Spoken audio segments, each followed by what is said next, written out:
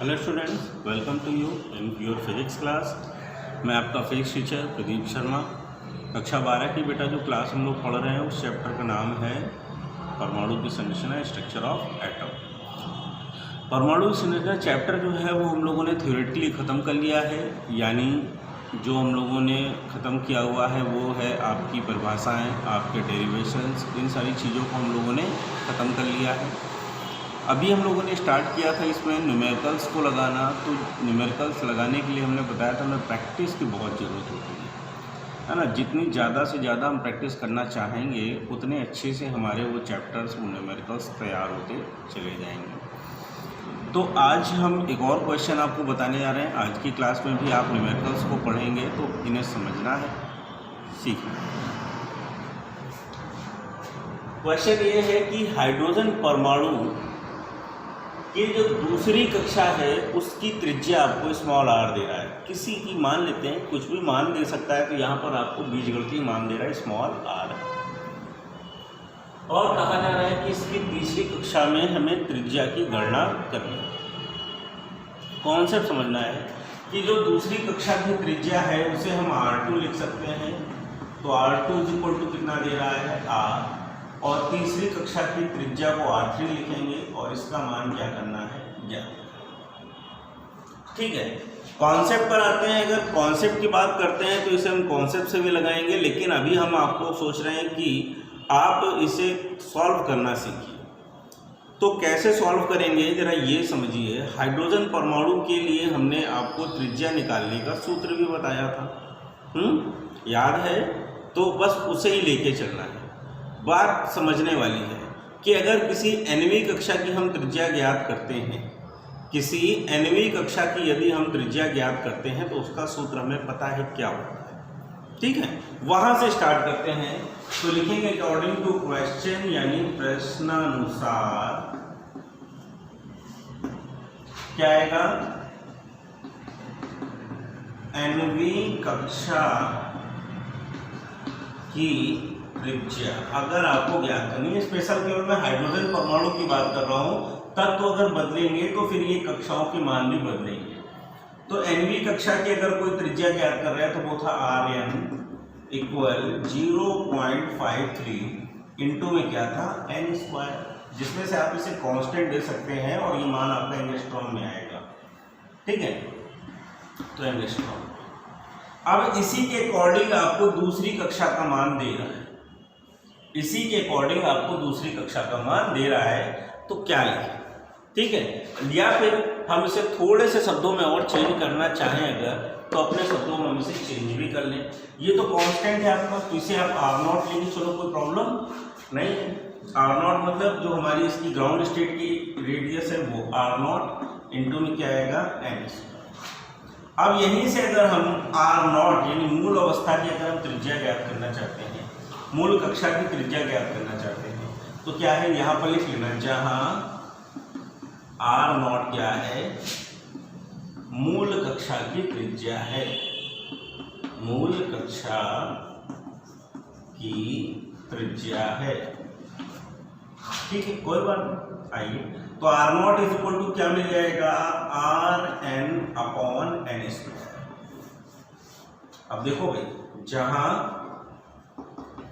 n क्या है, बार बार बता चुके हैं, इसे कहते हैं मुख्य क्वांटम संख्या है।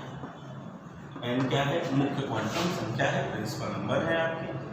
ठीक है, अब अगर इसी के अकॉर्डिंग हम बात कर रहे हैं तो अब सॉल्यूशन अब होने जा रहा है। ये सारी चीजें भी हमने कॉन्सेप्ट को समझाने के लिए बता दी कि अगर त्रिज्या से रिलेटेड क्वेश्चन होते हैं तो आप ये फॉर्मूले को अप्लाई करके कर सकते हो। चलिए आते हैं, यहां से आपको R0 ज्ञात करना है और n बराबर आपको क्या दे रहा है 2, यानी R2 दे रहा है ना, तो R2 के लिए n का मान क्या होने वाला है 2। ठीक, तो आपको क्या निकालना है, यहां से R0 निकालना है। तो R0 = आप लिख सकते हैं R2/2 का स्क्वायर। ठीक है, R2 का मान कितना दे रहा है R, और /2 का स्क्वायर यानी 4। क्यों निकालना?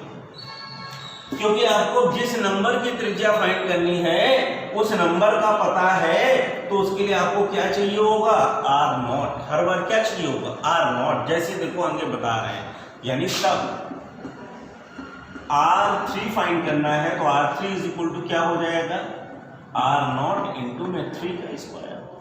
R0 की वैल्यू कितनी है, R/4 इंटू में 3 का स्क्वायर, यानी क्या आ जाएगा R/4 और इंटू में 9, यानी क्या आ गया 9/4 इंटू में R, जिसे आप लिख सकते हैं 2.25 इंटू R। ये आपकी R3 है। यानी अगर तीसरी कक्षा की त्रिज्या हम उसी की फाइंड करेंगे तो हमें मिलेगी 2.25 R। और आपको जो यूनिट दी जाए एंगस्ट्रॉम में 10⁻⁻15 में, तो आप वैसे ही लिख सकते हैं, कोई प्रॉब्लम नहीं। बात समझ में आ गई?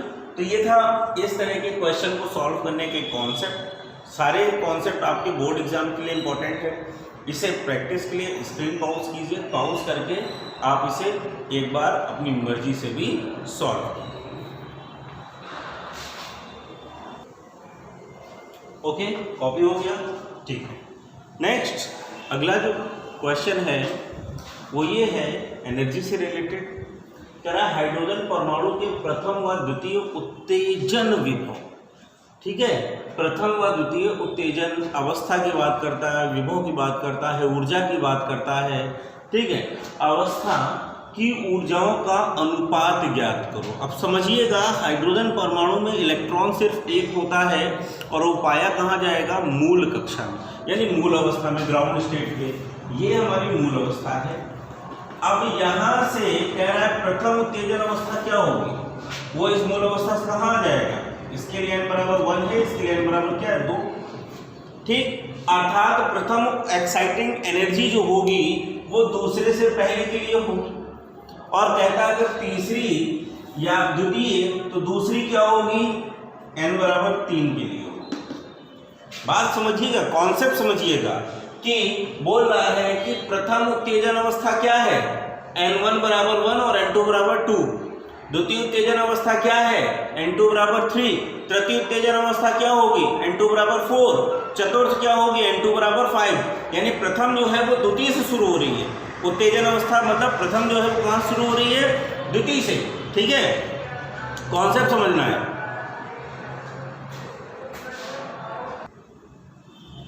बताइए, अगर ये nवीं अवस्था तक उत्तेजित होकर जाएगा तो उसकी एनर्जी क्या होगी, En। क्या होगी, En। ठीक है, तो समझिए हम बात करते हैं, वी नो दैट कि En इक्वल क्या होगा, -13.6/n²। अब अगर इसकी द्वितीय कक्षा की बात करेगा तो क्या होगी भाई, E1 तो फिक्स है, दूसरी कक्षा से तक उत्तेजित हो रहा है, तो दूसरी कक्षा पर इसकी ऊर्जा कितनी होगी, दूसरी कक्षा पर इसकी जो ऊर्जा होगी वो होगी E2 इक्वल क्या आएगा, -13.6/2 का स्क्वायर, मतलब -13.6/4। बस इतना ही रखो, अभी काम आने वाला है। इक्वेशन क्या हो गई, फर्स्ट। फिर अगर कह रहा है तृतीय तो E3 इक्वल हो जाएगा -13.6/3 का स्क्वायर, मतलब -13.6 बाई क्या आ गया 9। इक्वेशन क्या होगी, फर्स्ट। बोल रहा है ये हमारी प्रथम उत्तेजित अवस्था है और ये हमारी द्वितीय उत्तेजित अवस्था है, यानी हम यहाँ पर जो अनुपात मान ज्ञात करना है वो E2/E3 का करना है। तो E2 का मान है -13.6/4 अपॉन में -13.6/9। खत्म हो गया, ये 9 कहाँ आएगा, ऊपर।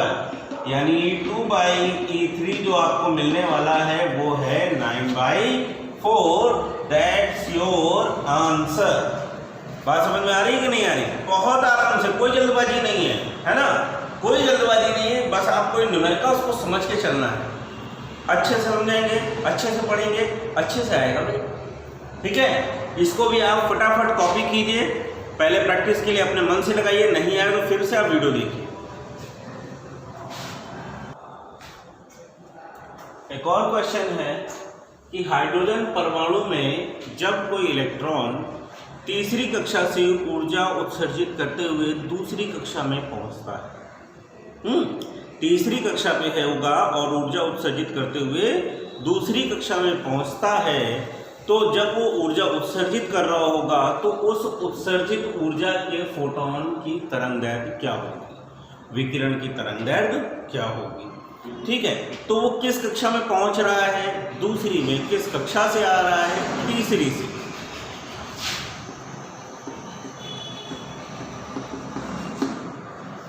ठीक है, अब बात यहां पर अगर करते हैं हम सीधे से तरंग दैर्ध्य प्राप्त करने की, तो हमें तरंग दैर्ध्य प्राप्त करने का फॉर्मूला भी पता है। ठीक है, तो हम क्या लिखेंगे,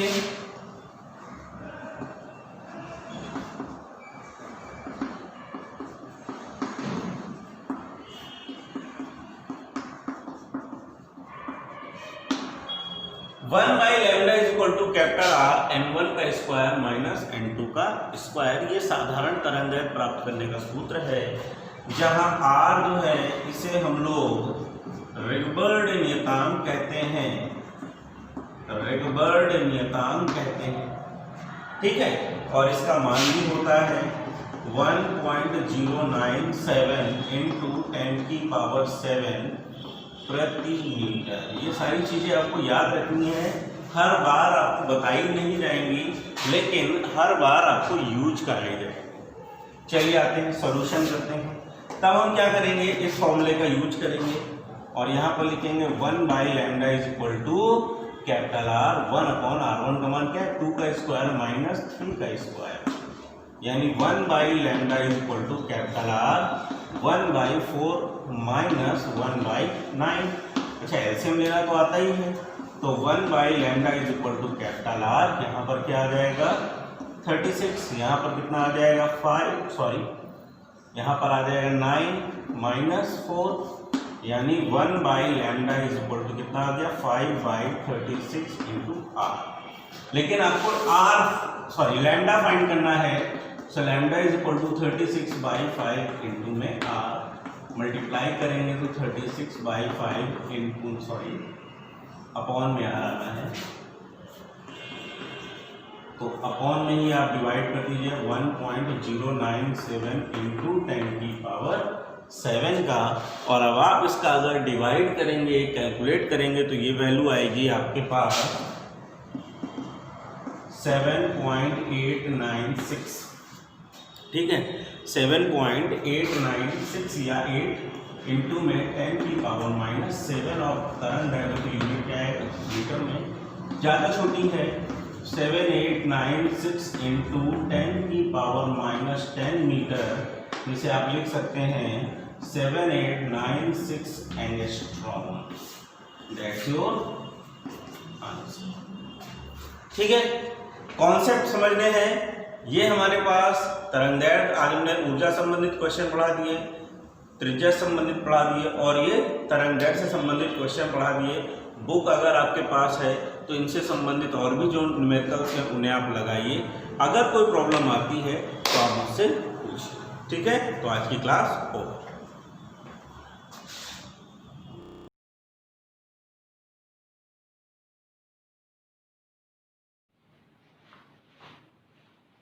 Hello student, welcome to SUI online chemistry classes for class 12 Hindi medium. Let's continue the chapter. The chapter is वर्ग 15 नाइट्रोजन परिवार के तत्व।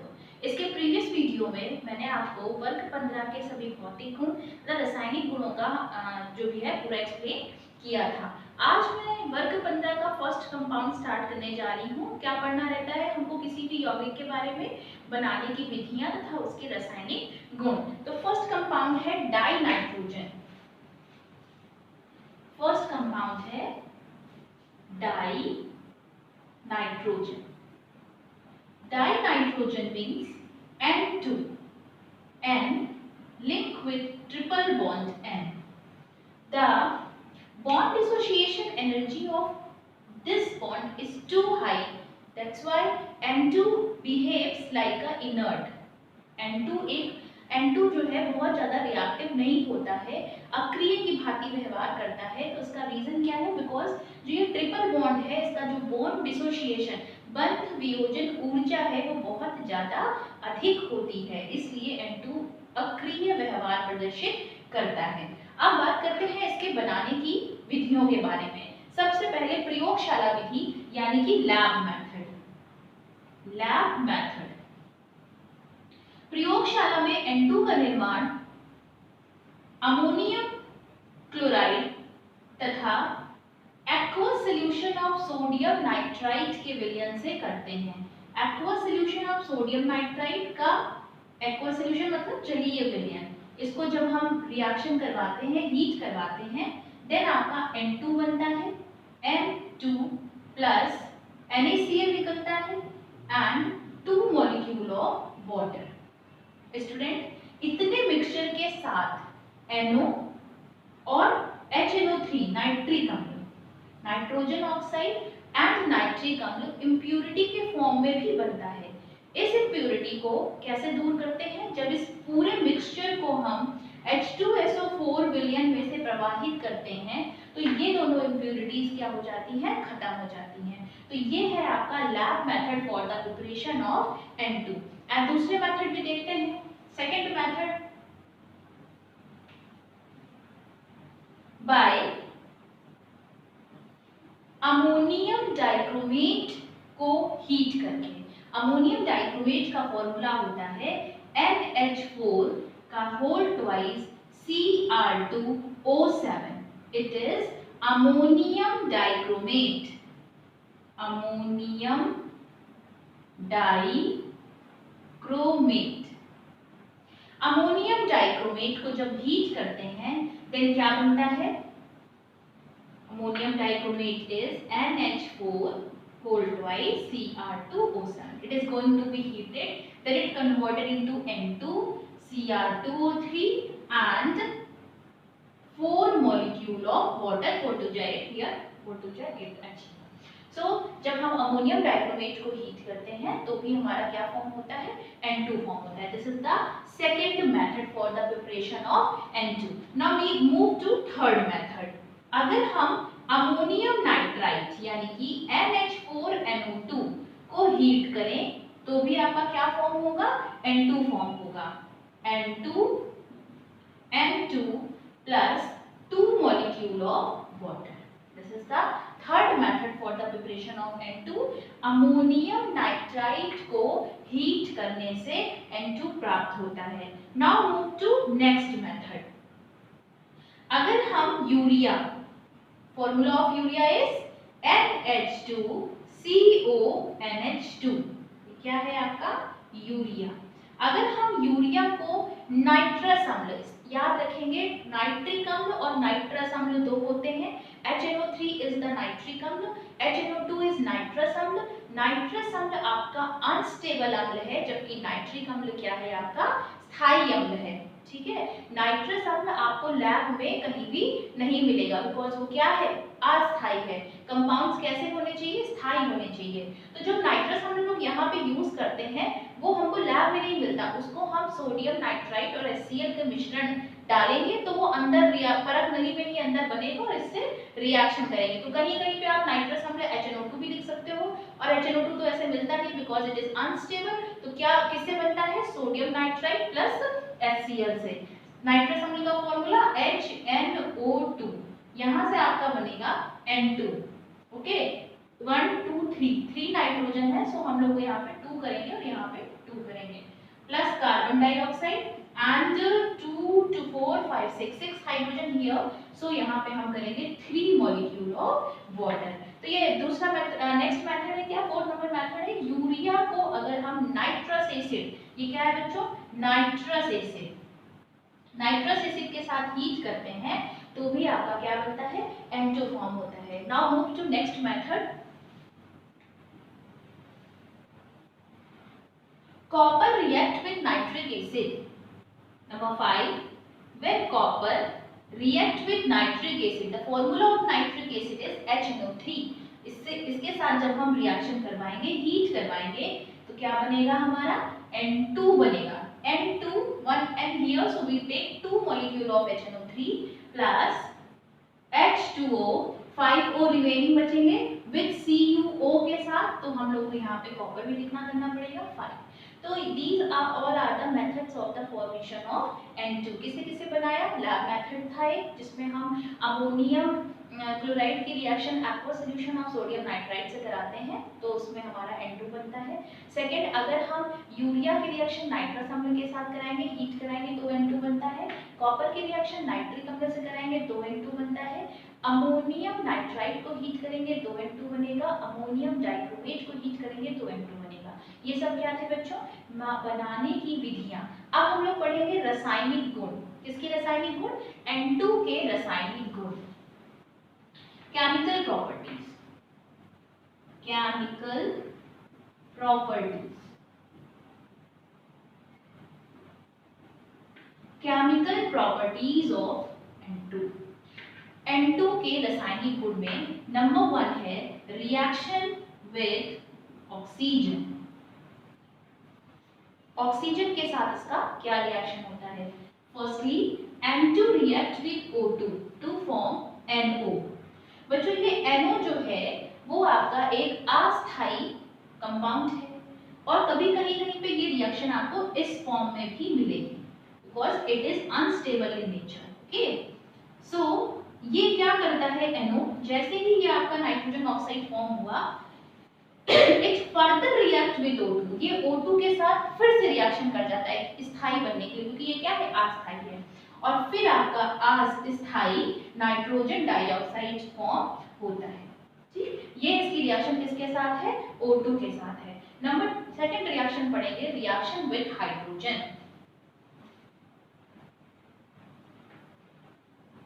reaction with H2. N2 react with H2 to give NH3, 2 molecule of ammonia. This is very important reaction. अभी हम लोग इसका बनाने की, जैसे आप देख रहे होंगे यहाँ पे मैंने रिवर्सिबल का साइन लगाया है, तो इसमें लास्ट के लिए प्रिंसिपल पूरा लगेगा। हैबर्ट प्रोसेस हम लोग पढ़ेंगे। It is very important reaction. तो अभी हम लोग सिर्फ क्या फॉर्म कर रहे हैं? केमिकल प्रॉपर्टीज N2 की पढ़ रहे हैं, इतना जान लीजिए। N2 gas and H2 gas react to form ammonia. ठीक, जब इसमें आप कोई कैटलिस्ट नहीं ले रहे हैं, कुछ टेम्परेचर वगैरह कंडीशन नहीं ले रहे हैं, तो ये रिएक्शन कैसे हो रही है? रिवर्सिबल इन नेचर हो रही है। Okay, now move to third chemical property, reaction with alumina. Reaction with alumina. Alumina का फॉर्मूला होता है Al2O3।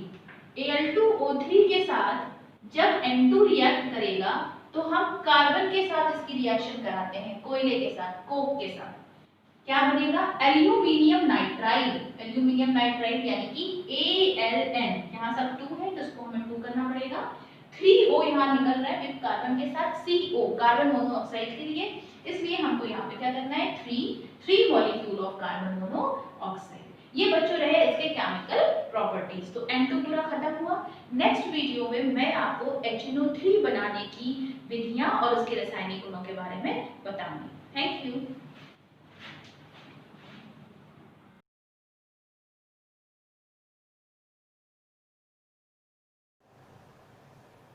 Good morning students.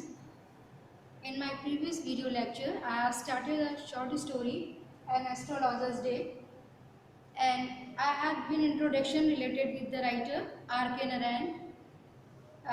As you know that he was one of the 3 great novelists of 20th century of India. He has gifted English literature with his fine short stories and great novels like The Guide, Swami and Friends, Mr. Sampath, The Financial Expert, etc. and short stories like An Astrologer's Day and other stories, Malgudi Days, etc.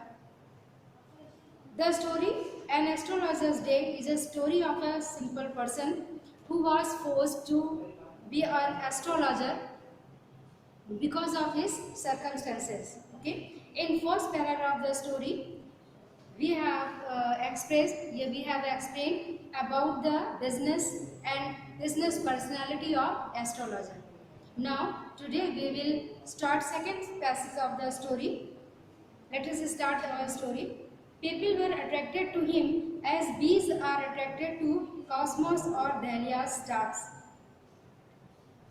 Astrologer की personality बहुत attracting थी। वो अपने forehead पे vermilion और सिंदूर और वो जो राख है उसको लपेटता था और उसकी मूछें जो झरने की तरह नीचे जा रही थी। उनके बीच में जो आँखों का सिचुएशन था, आँखें जो प्लेस थी, वो बहुत ज़्यादा उसके सिंपल क्लाइंट को अट्रैक्ट करती थी। और उसकी जो कंटिन्यूअस सर्च थी कस्टमर की, वो कस्टमर्स को ऐसा लगता था कि प्रोफेटिक लाइट है, मतलब उनके भविष्य को जानकारी रखने वाला ज्ञान का प्रकाश है। तो इस तरह से एस्ट्रोलॉजर की पर्सनालिटी से इम्प्रेस्ड होकर, प्रभावित होकर के people were attracted to him, लोग उसकी तरफ आकर्षित होते थे। बिल्कुल उसी तरह से जैसे बीज, मधुमक्खियाँ are attracted to the cosmos और डहलिया स्टार, मधुमक्खियाँ कॉस्मस या डहलिया के वृक्षों की ओर आकर्षित होती हैं।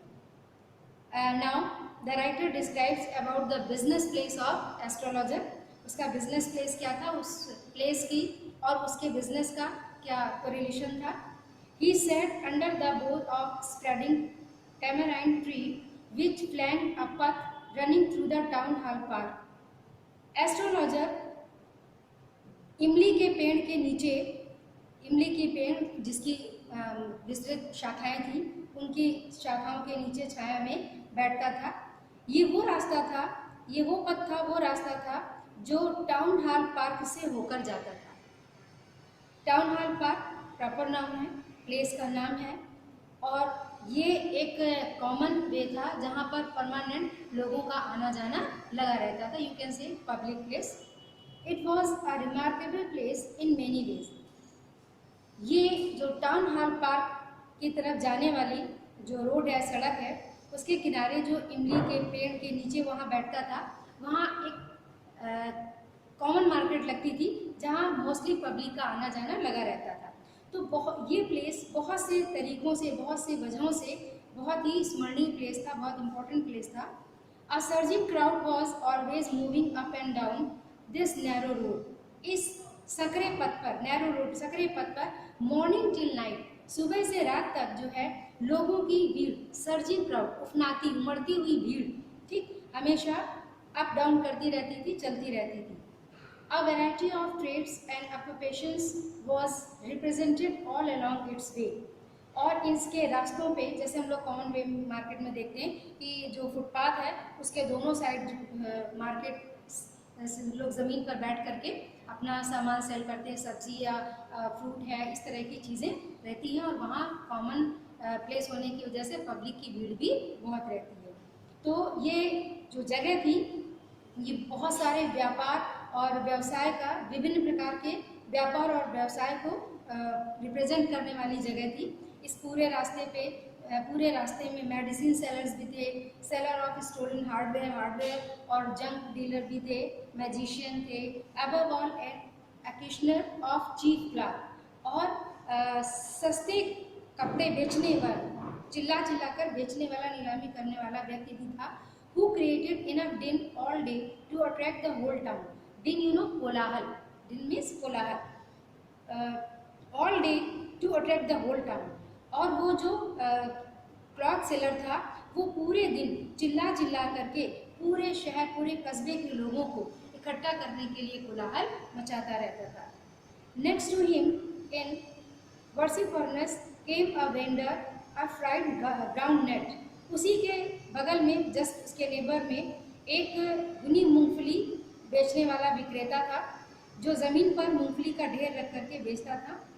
Who gave his ware a fancy name each day, जो अपनी मूंगफली को प्रतिदिन, अपनी पीनट्स को प्रतिदिन एक नया नाम दे करके बेचता था। कभी वो calling it Bombay ice cream Monday, कभी वो उसको बॉम्बे की आइसक्रीम कहकर लोगों को अट्रैक्ट करता था और ध्यान अपनी ओर खींचता था। और on the next Delhi's almond, और अगले दिन उन्हें दिल्ली का बादाम कहते बेचता था। On the third day rajas delicacy, और अगले नेक्स्ट डे उसे राजभोग कह के बेचता था। तो इस तरह से लोगों का ध्यान अट्रैक्ट करने के लिए, आकर्षित करने के लिए वो उसको वेरियस नेम्स दे करके बुलाता था और लोगों की भीड़ इकट्ठा करता था।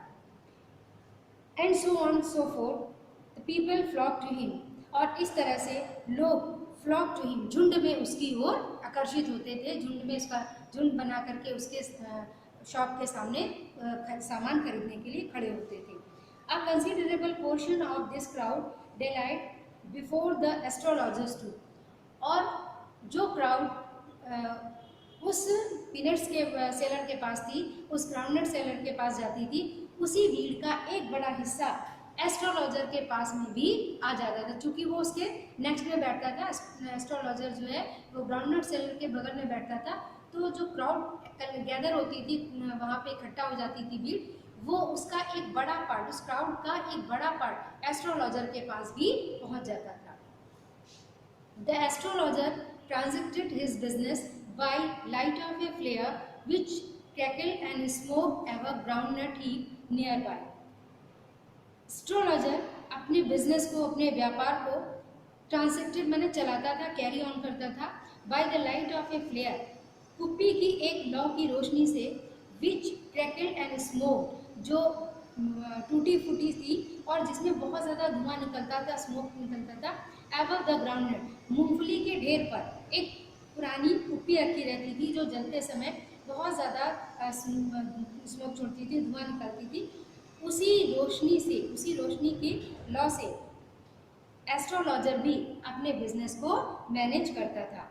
Half the enchantment of the place was due to the fact that it did not have the benefit of municipal lightning. Enchantment, charm, आकर्षण, जादू, जो ये बिजनेस प्लेस था, इस प्लेस का आधा आकर्षण तो इस बात से था, इस कारण से था, इस तथ्य से था कि इस जगह को, इस स्थान को जो म्यूनिसिपल लाइटनिंग यानी नगर महापालिका की रोशनी की कोई व्यवस्था उपलब्ध नहीं थी, उसका कोई बेनिफिट, कोई फ़ायदा ये इस जगह पर नहीं था। कोई भी व्यापारी उस म्यूनिसिपल लाइटनिंग का बेनिफिट नहीं उठा पा रहा था।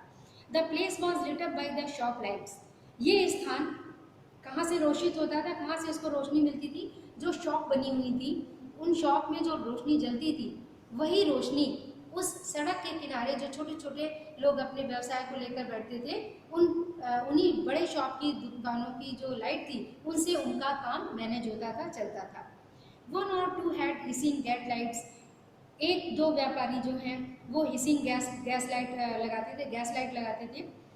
सम had naked flare stuck on poles, कुछ लोगों ने पोल में यानी बांस में जो है वो ओपन रूप से कुप्पी को बांध रखा था। Some were lit up by old cycle lamp, और कुछ लोगों ने पुराने समय में चलने वाली जो लैंप थी, ओल्ड साइकिल लैंप, उसको जला करके वो अपना बिजनेस चलाते थे। Like the astrologers managed without lights of their own, एक दो बिजनेस करने वाले ऐसे भी थे जो अपनी किसी भी लाइट की व्यवस्था नहीं रखते थे, बल्कि जो अदर शॉप्स थी या अन्य लोगों ने जो लाइटनिंग मैनेज की थी, उस मैनेजमेंट से वो अपना काम चला रहे थे। It was a bewildering criss cross of light rays, ये bewildering मैंने सरप्राइजिंग, भौचक्का करने वाली, सरप्राइजिंग करने वाली criss cross of light rays, जो रोशनी की किरणें थी वो क्रिस क्रॉस मैंने आड़ी तिरछी पड़ रही थी, है ना, स्लैंटिंग लाइंस पड़ रही थी, कुछ स्ट्रेट लाइंस पड़ रही थी, मतलब किसी दुकान की जो लाइट पड़ रही थी वो सीधी पड़ रही थी, किसी की आड़ी रोशनी उसके ज़मीन पर आके गिर रही थी। तो ये जो लाइट की किरणों का जो क्रिस क्रॉस था, आड़ा तिरछा जो सम्मेलन था, ये भौचक्का करने वाला एंड मूविंग शैडोज और चलती फिरती रोशनी, क्योंकि कोई परमानेंट रोशनी की व्यवस्था नहीं थी, तो ये दूसरी शॉप से आने वाली लाइट कभी कभी बिट्रेट भी हो जाती थी, इधर उधर भी हो जाती थी, तो वो मूविंग शेडोज थी, चलती फिरती परछाइयों पर भी वो रोशनी आवृत हो जाया करती थी। तो कुल मिलाकर के ये जो लाइट मैनेजमेंट था, criss cross of light rays, कभी शेडोज आ गई, कभी पूरी लाइट आ गई, तो ये जो लाइट मैनेजमेंट था, this suited the astrologer very well, ये एस्ट्रोलॉजर को बहुत ज़्यादा सूट करता था, उसके बिजनेस को बहुत सूट करता था। फॉर द सिंपल रीज़न, सीधा सा उसका एक लॉजिक था, एक रीज़न था, कारण था, that he had not in the least intended to be an astrologer. Intended means इरादा करना, डिटरमाइंड, संकल्प करना। एक्चुअली रियलिटी ये थी कि एस्ट्रोलॉजर ने कभी भी एस्ट्रोलॉजर बनने का इरादा नहीं किया था। व्हेन ही बिगिन लाइफ, जब उसने जीवन का प्रारंभ किया था, जब वो थोड़ा मैच्योर हुआ, जब उसने अपनी लाइफ को समझना शुरू किया था, तो उसे ये एहसास तक नहीं था कि वो आगे चल करके एस्ट्रोलॉजर बनेगा। उसने कभी सपने में भी इस चीज़ को नहीं सोचा था। And he knew no more of what was going to happen to himself next minute, अगले क्षण, नेक्स्ट मिनट स्वयं उसके संग क्या घटित होने वाला, क्या हैपन होने वाला है, इसके बारे में भी उसको कोई जानकारी नहीं थी। He was as much a stranger to the stars as were his innocent customers. वो नक्षत्र विज्ञान से, यानी जो एस्ट्रोलॉजी है, भविष्य का जानने वाला विज्ञान है, उस साइंस से वो बिल्कुल अनभिज्ञ था, बिल्कुल वैसे ही जैसे उसके भोले भाले कस्टमर। उसने कभी भी नक्षत्र विज्ञान या कभी भी एस्ट्रोलॉजी का अध्ययन नहीं किया था। Yet he said things, लेकिन फिर भी वो ऐसी बातें बताता था, वो ऐसे चीज़ों को एक्सप्रेस करता था विच प्लीज्ड एंड एस्टोनिश्ड एवरीवेयर, जो हर किसी को आनंदित करती थी और हर किसी को आश्चर्यचकित में डाल देती थी। That was more a matter of study, practice and shrewd guesswork. और ये क्यों कर पाता था, मतलब हर अपने कस्टमर को कैसे सेटिस्फाइड कर पाता था, क्योंकि because he has no knowledge of astrology, he has no knowledge of star science, तो वो कैसे सेटिस्फाइड कर लेता था अपने कस्टमर को। उसके सेटिस्फेक्शन का बेस था वो matter of study, not matter of science of astrology, but matter of study of the customer psychology. उसको कस्टमर के मनोविज्ञान, उसकी साइकोलॉजी को समझना आ गया था। सेकेंड थिंग, वो काफ़ी लंबे समय से प्रैक्टिस कर रहा था, इस बिजनेस को अडॉप्ट कर रहा था।